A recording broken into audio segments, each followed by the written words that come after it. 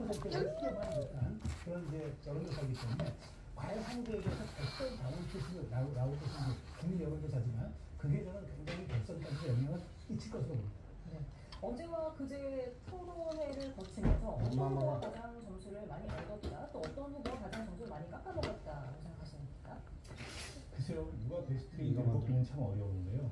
누가 가장 점수를 많이 잃었을까는 뭐 좀 전에 우리가 말씀을 나눴듯이 이 홍준표 후보가 그동안에 대선에도 많이 출마하셨고 가장 중량감 있는 후보인데 약간은 좀 뭐 그런 위상에 맞지 않는 그런 가벼운 토론 태도를 취함으로 인해서 좋지 않은 인상을 준 것 같아요. 뭐 오늘 약간 해명성 발언을 섞어서 이미지 정치에 대한 비판에 이런 말씀을 하셨지만 그 이미지 정치에 대한 비판은 이미지 정치를 지적하면 되는 거지 그런 이제 댓글 수에 인식 능력성 질문을 할 건 아니라고 생각하고요. 상대적으로 그에 대한 이제 반사 이익을 한동훈 후보가 좀 입은 게 아닌가 싶습니다. 그러다가 탄핵 찬반을 둘러싼 이제 협공에 처했지만 협공이 나쁜 게 아니거든요. 자연스럽게 이제 본인이 이제 탄핵에 찬성했고 계엄에 반대했다는 그런 자기의 정치적 자산을 부각시킬 수 있는 데다가 결국 이게 4명으로 압축하고 2명으로 압축하고 이런 단계별 컷오프라는 점을 감안할 때 어쨌든 그 일대 다의 구도는 본인한테 정치적으로 그리고 득표 측면에서 유리한 구도입니다.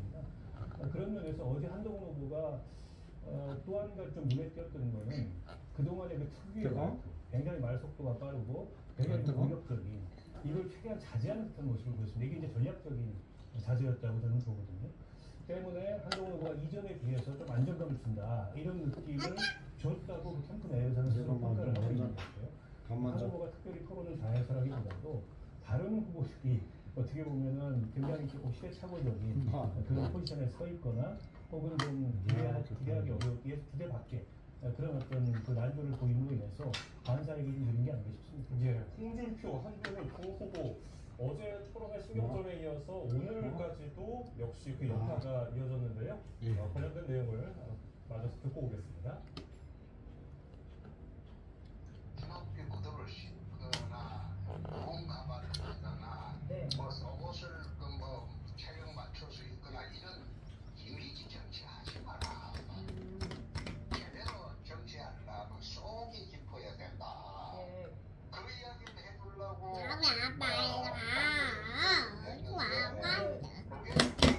사람들이 오해하는 것 같아요.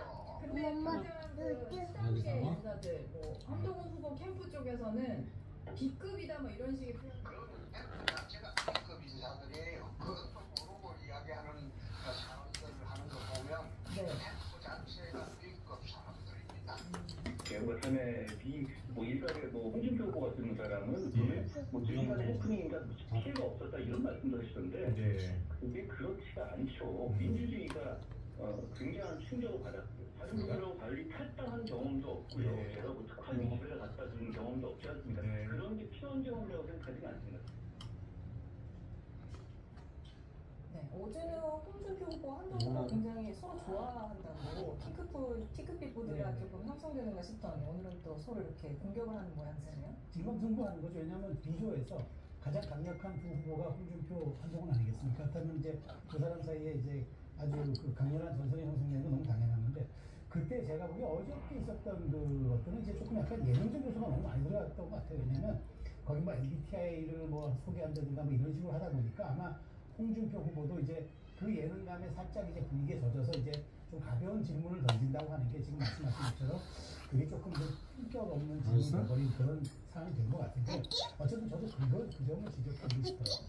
국민의힘이 흥행 요소를 위해서 재미적인 부분을 많이 강조했는데 원칙이 있습니다. 아무리 재미있는 요소가 많아도 재미는 의미를 이길 수가 없습니다. 국민의힘 입장에서는 대선 후보를 뽑는 뒷발을 뽑는 건데 그렇다면 여기에 의미를 더 많이 부여해야지 재미를 부여해서는 안 되잖아요.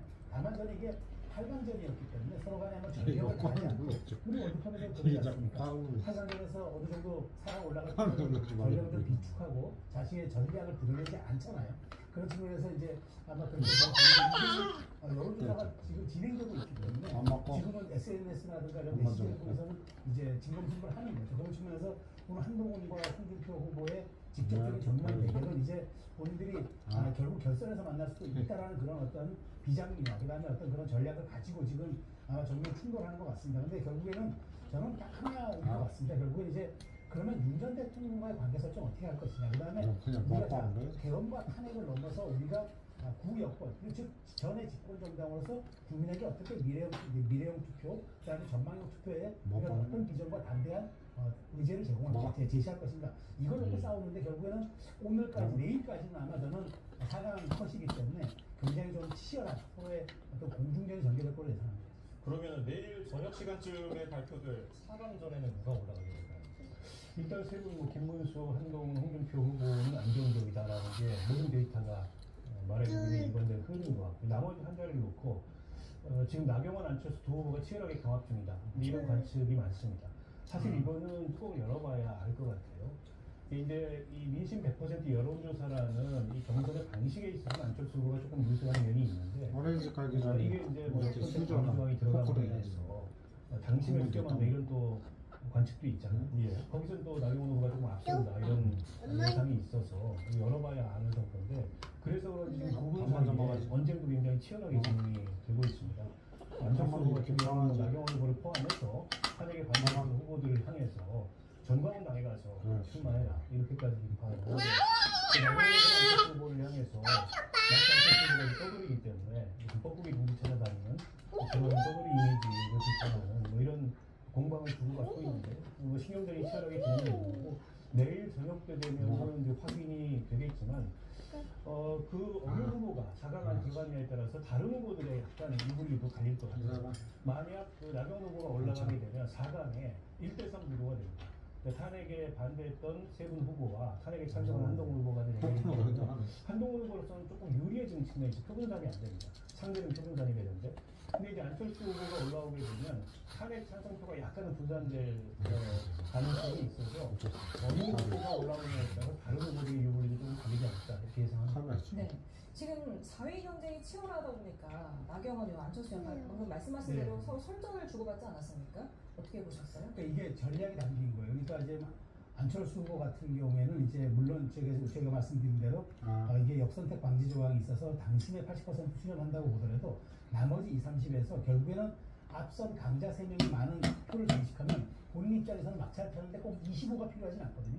최소한 10만 하도 갈 수 있기 때문에 그래서 이제 굉장히 강성발언, 즉 정강당으로 가라든지 아니면 개헌을 완전히 반대했고 그다음에 문재인 대통령이 탈당해야 돼요. 심지어는 이렇게까지 얘기를 하는 거잖아요. 그것은 뭐냐면 이게 사강 컷이라는 게 4명의 합을 25씩 나누는 게 아니기 때문에 마지막 어떤 그런 좀 개혁 성향, 성향의 표식을 가져가겠다는 전략이고 나경원 의원은 전략은 딱 하나죠. 어쨌든 이게 선택 방지 조항이 있기 때문에 남의 앞선 강자 부분, 그러니까 뭐 이제 우리가 얘기하는 김진주 후보가 많은 표를 장식한다 하더라도 결국에 강성 지지층의 표가 나를 향해 준다면 내가 막상 탈수 있다는 이런 전략을 하기 때문에 편파하게 됐습니다. 또 안철수 의원은 그러면서도 그렇게 강한 어조를 하면서도 여기 TK를 가는 이유가 그렇습니다. TK가 보수에 이거는 노라고 하는 그런 자꾸 심판을 잡고 있으니까 내가 흘리니까 갖다 주는 게 있어.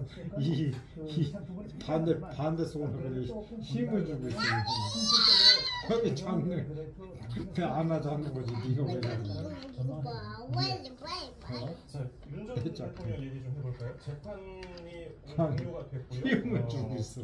두 번째 공판 오늘 뭐 여러 가지 뭐 반대 신문도 있었고 어떤 점을 주목해서 보셨습니까? 흘릴까봐 다 대주는 윤 거지. 대통령이 직접 발언을 한에 걸쳐서 검찰 측의 입증기에 대해서 조금 다른 의견을 발언을 했다고 하는데 근데 발언 내용이 계엄이라는 것은 가치 중립적인 법적 수저도 그렇게 수단이다. 그걸 복권 내란으로 연결시킬 수는 없다. 뭐 이런 발언을 했다고 하는데 수저도 그렇게 해야지.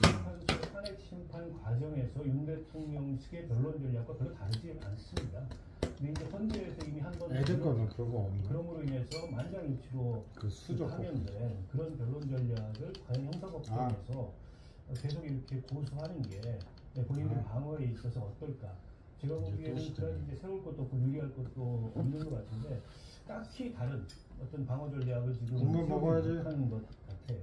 그러니까 앞으로 좀 지켜봐야 되겠습니다만 어쨌든 오늘까지 윤 대통령 발언을 통해서 국물 먹어야지. 예상됩니다. 윤 대통령 측이 국물까지는 먹어야지. 사익심판에 임했던 전략과 크게 다르지 않다. 이게 가장 눈에 띈 대목이 아니냐. 국물까지는 먹어야지 아니나. 그러면 한덕수 뭐 끝나는 건데?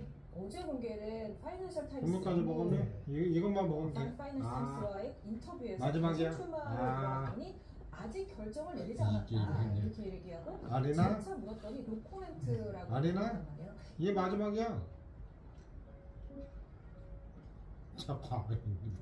채은. 아리나? 외교적 수사를 치면 시인도 부인도 하는 전략인데 외교적 마지막이랄까? 정치적 측면에서 메시지에서 이게 마지막이야. NCND는 사실상 시인인 겁니다.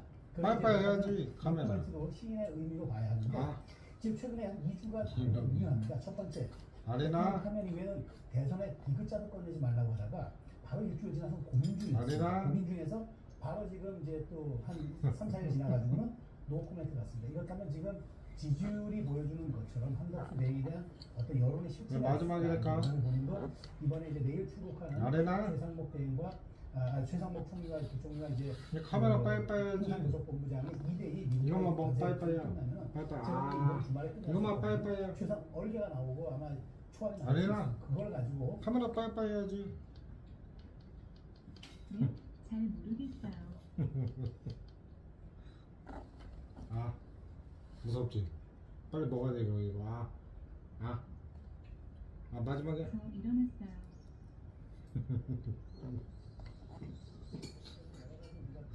그러면은 저는 이제 뭐 다음 주 정도 출마로 가다가 안녕히 계세요.